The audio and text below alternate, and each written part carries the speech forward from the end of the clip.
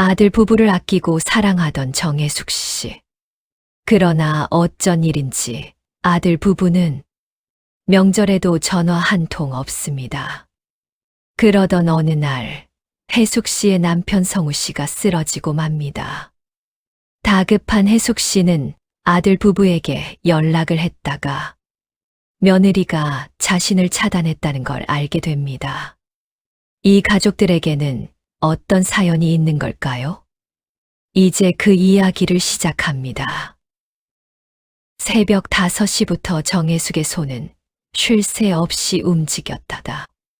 막내 진호와 수빈이 새 아파트로 이사한다고 해서 집들이에 가져갈 반찬을 정성스럽게 준비하고 있었다. 30년 넘게 반찬 가게를 운영하며 익숙해진 손놀림이지만 오늘만큼은 특별했다. 장조림은 진호가 어릴 때부터 좋아했지. 간장이 자글자글 끓는 소리를 들으며 혜숙은 미소를 지었다. 오징어 볶음, 연근조림, 시금치나물, 도라지 무침까지. 평소 가게에서 파는 반찬들이지만 오늘은 아들 내외를 위한 특별한 음식이었다. 남편 성우가 부엌으로 들어와 커피를 타며 물었다. 그렇게 많이 준비해서 다 먹겠나? 막내 며느리가 요리를 잘 못한다잖아. 냉장고에 넣어두면 며칠은 든든하겠지. 혜숙은 도시락통 하나하나에 반찬을 정갈하게 담았다. 8가지 반찬이 알록달록 담긴 모습이 제법 보기 좋았다. 오후 2시쯤 모든 준비가 끝났다. 혜숙은 거울 앞에서 옷매무새를 다듬고 있을 때 전화벨이 울렸다. 진호였다. 엄마 죄송한데요. 수빈이가 갑자기 몸이 안 좋다고 해서. 혜숙의 손이 잠깐 멈췄다. 많이 아픈가? 아니에요. 그냥 피곤하고 컨디션이 별로래요. 오늘 집들이는 다음 주로 미루면 안 될까요? 혜숙은 부엌 쪽을 바라보았다. 예쁘게 포장된 도시락들이 식탁 위에 나란히 놓여 있었다. 그래라 몸이 안 좋으면 어쩔 수 없지. 정말 죄송해요. 다음에 꼭. 괜찮다니까. 전화를 끊고 나서 혜숙은 한동안 서 있었다. 성우가 눈치를 채고 다가왔다. 집들이 취소됐나? 수빈이가 몸이 안 좋대. 그럼 우리가 가서 반찬만 갖다 놓고 올까? 아니야, 괜찮다고 했으니까. 저녁이 되어서야 혜숙은 준비했던 반찬들을 하나씩 꺼내 상에 올렸다. 식어버린 장조림의 기름이 하얗게 굳어 있었다. 성우와 둘이서 먹기에는 너무 많은 양이었지만 버릴 수는 없었다. 맛있네. 성우가 젓가락질을 하며 말했지만 혜숙은 별맛이 없었다. 새벽부터 품었던 설렘이 어디론가 사라져버린 기분이었다. 추석 당일 오전, 혜숙은 큰며느리 정민에게서 온 안부 전화를 받고 있었다. 어머니, 추석 잘 보내세요. 오늘 성묘 다녀오시죠? 정민의 목소리는 언제나 따뜻했다. 그래, 너희도 건강하게 잘 보내고. 전화를 끊고 나서 혜숙은 막내 부부에게도 연락이 올 거라 생각했다. 하지만 오후가 되어도 저녁이 되어도 전화벨은 울리지 않았다. 대신 단체 채팅방에 수빈이 올린 추석 인사 이모티콘 하나만 덩그러니 떠 있었다. 요즘 젊은 사람들은 다 그런가 보다. 혜숙은 혼잣말로 중얼거렸지만 마음 한구석이 허전했다. 예전에는 명절 아침이면 진호가 꼭 전화를 걸어 엄마 추석 잘 보내세요 하고 인사를 건넸는데 일주일 후 혜숙은 진호에게 직접 전화를 걸어봤다. 여보세요? 수빈의 목소리였다. 수빈아, 나야 진호 있어? 아, 어머니 진호는 지금 회의 중이에요. 그럼 나중에 전화해 달라고 해줄래? 네, 전해드릴게요. 하지만 진호는 전화하지 않았다. 이틀이 지나고 일주일이 지나도 해숙은 다시 전화를 걸었지만 이번에는 아예 받지 않았다. 전화 받기가 그렇게 어려운 일인가? 해숙은 성우에게 푸념했다. 요즘 젊은 사람들은 바쁘잖아. 이해해줘야지. 바쁜 건 알지만 어머니한테 안부 한마디가 그렇게 어려운 일인가? 그날부터 해숙은 막내 부부에게 먼저 연락하지 않기로 마음먹었다. 대신 큰아들 규진과 정민과는 더 자주 연락했다. 정민은 도서관 일이 끝나면 종종 안부 전화를 걸어왔고, 규진도 일주일에 한 번은 들러서 반찬을 가져가곤 했다. 큰 며느리가 참 고마워. 해숙은 정민이 보내준 단호박 사진을 보며 미소 지었다. 우리 텃밭에서 키운 거예요. 맛있게 드세요. 이런 작은 관심이 해숙에게는 큰 위로가 되었다. 막내 부부는 필요할 때만 연락해왔다. 김장철이 되어서야 어머니가 담그신 김치가 그립네요 하는 통 메시지가 왔고, 해숙은 그저 응 하고 답했다. 예전 같으면 김치를 담가서 직접 갖다 줬겠지만 이제는 그럴 마음이 생기지 않았다. 12월 첫째 주 화요일 밤, 성우가 갑자기 가슴을 움켜쥐며 쓰러졌다. 여보, 해숙은 다급히 성우를 흔들었지만 의식을 잃은 상태였다. 손이 덜덜 떨리며 119부터 눌러야 하는 걸 알았지만 그보다 먼저 생각난 건 아들들이었다. 첫 번째로 진호에게 전화를 걸었다. 현재 전화를 받을 수 없습니다. 자동응답 멘트가 흘러나왔다. 다시 걸었지만 마찬가지였다. 수빈의 번호로 걸어봤지만 설정에 의해 차단된 번호입니다. 라는 메시지만 들렸다. 차단? 왜? 해숙은 어리둥절했지만 지금은 그런 것보다 남편이 더 급했다. 큰아들 규진에게 전화를 걸었다. 아빠가 쓰러지셨어? 빨리 병원으로 와줘.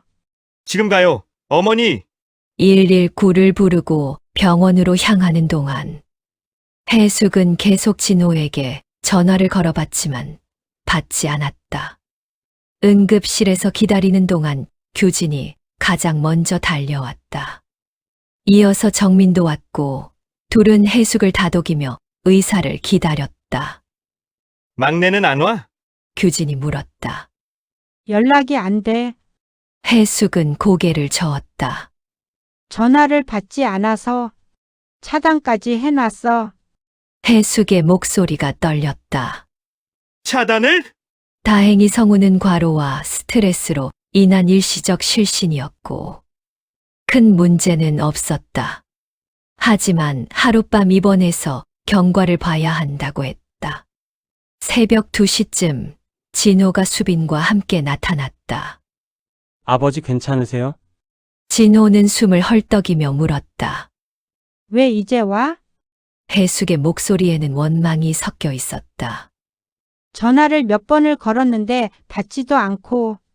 죄송해요. 폰이 고장 나서. 고장? 그럼 수빈이는? 해숙이 수빈을 바라보자 수빈은 시선을 피했다. 죄송해요. 늦게 알았어요. 차단해놓고 늦게 알았다고? 해숙의 목소리가 높아졌다. 엄마! 일단 아버지 상태부터. 규진이 말렸지만 해숙의 마음은 이미 무너져 내리고 있었다. 병원 복도에서 해숙은 혼자 생각했다. 급할 때도 연락이 안 되는 자식이 무슨 소용인가? 눈물이 차올랐지만 꾹 참았다. 전화가 싫다면서 정작 급할 땐 왜 연락하라고 하는 건지. 성우가 퇴원하고 일주일 후 진호에게서 연락이 왔다. 이번에는 전화가 아니라 문자였다. 어머니 수빈이가 복직하게 됐어요. 민재 돌봄 때문에 의논할 게 있어서 시간 되실 때 연락 주세요. 해숙은 문자를 몇 번 읽어보고 나서야 전화를 걸었다. 복직한다고? 네, 다음 주부터 오후 4시까지 근무해요. 그래서 민재를 4시 이후에 봐주실 수 있을까 해서요. 해숙은 잠깐 말이 없었다. 창밖으로 겨울 해가 기울어 가고 있었다. 전화 한 통조차 버겁다던 사람이 부탁할 땐 참 쉽게도 연락하네. 어머니, 아버지 쓰러졌을 때는 차단해 놓고 도움 필요할 때는 연락하고. 그때는 정말 실수였어요. 폰 설정을 잘못. 실수? 해숙은 쓴웃음을 지었다. 몇 달 동안 연락 한 번 없다가 손자 돌봄 부탁할 때만 연락하는 게 실수야. 진호는 한동안 대답하지 않았다. 해숙은 계속 말했다. 너희들 바쁜 건 알겠어. 그런데 우리도 이제 나이가 들어서 몸이 예전 같지 않단다. 아버지도 쓰러지셨고, 그렇지만 우리도 이제 우리대로 살게. 어머니 다른 방법이 없어서 그러는 거예요. 어린이집은 4시에 끝나고 수빈이는 6시까지 일해야 하고 수빈이 어머니는? 친정어머니는 허리가 안 좋으셔서 우리는 괜찮고, 해숙의 목소리가 차가워졌다. 미안하지만 안 되겠다. 우리도 가게 일이 있고 몸도 예전 같지 않아서. 어머니, 이해해줘. 너희가 우리한테 이해를 바라는 것처럼. 전화를 끊고 나서 해숙은 성우에게 말했다. 내가 너무했나? 아니야, 당연한 말이야. 언제까지 눈치만 보고 살 수는 없잖아. 성우의 대답에 해숙은 마음이 조금 놓였다. 그날 밤 수빈의 친정어머니에게서 전화가 왔다.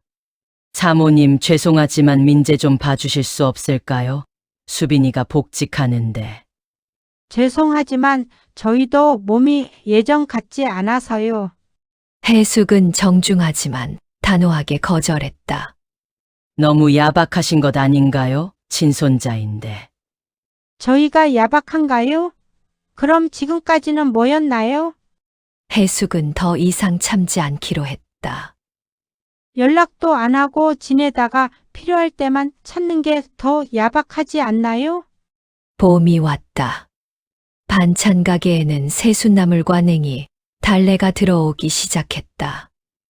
해숙은 예전보다 더 부지런히 가게 일에 매진했다. 단골 손님들과의 수다는 여전히 즐거웠고 큰아들 가족과는 더 자주 만났다. 어머니, 요즘 표정이 밝아지신 것 같아요. 정민이 반찬을 사러 오며 말했다. 그래? 네, 뭔가 홀가분해 보이세요. 해숙은 미소를 지었다. 나이 들어서 욕심을 버린가 봐. 진호 부부는 더 이상 연락하지 않았다. 아마 다른 방법을 찾았거나 수빈이 일을 그만뒀을 수도 있었다. 해숙도 궁금하지 않았다. 궁금해봤자 달라질 것도 없었고 이미 마음을 정리한 후였다.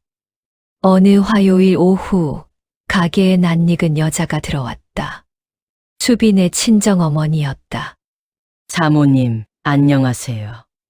안녕하세요. 해숙은 정중히 인사했다. 민재 얘기로 지난번에 통화했는데 혹시 마음 바뀌신 건 없으신지. 아, 그 얘기요? 해숙은 고개를 저었다. 여전히 어려워요. 저희도 몸이 예전 같지 않아서요. 그렇다고 해도 친손자인데요. 조금만 도와주시면. 죄송해요. 정말 어려워요. 해숙의 답은 변하지 않았다. 수빈의 어머니는 아쉬운 표정으로 가게를 나갔다. 그날 저녁 성우가 물었다. 괜찮겠어? 뭐가?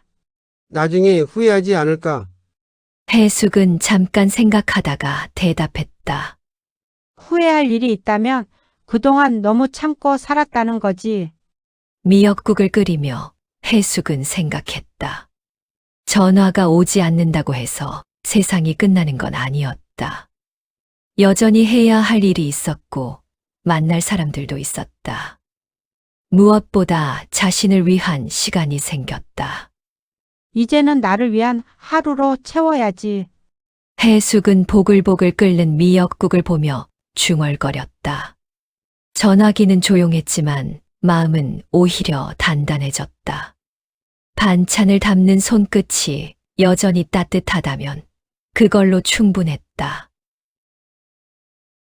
여러분, 혜숙 씨의 이야기 어떠셨나요? 내가 혜숙 씨라면 어떻게 했을까요? 댓글로 여러분의 생각을 나눠주세요.